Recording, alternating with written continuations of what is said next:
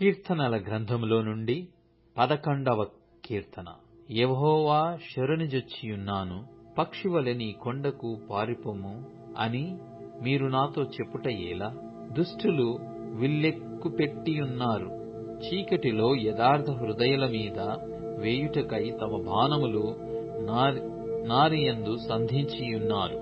పునాదులు పాడైపోగా నీతిమంతులు ఏమి చేయగలరు? యెహోవా తన పరిశుద్ధాలయములో ఉన్నాడు. యెహోవా సింహాసనము ఆకాశమందున్నది. ఆయన నరులను కనులారా చూచుచున్నాడు.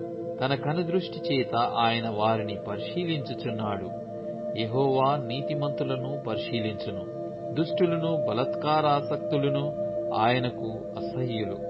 దుష్టుల మీద ఆయన ఉరులు కురిపించును.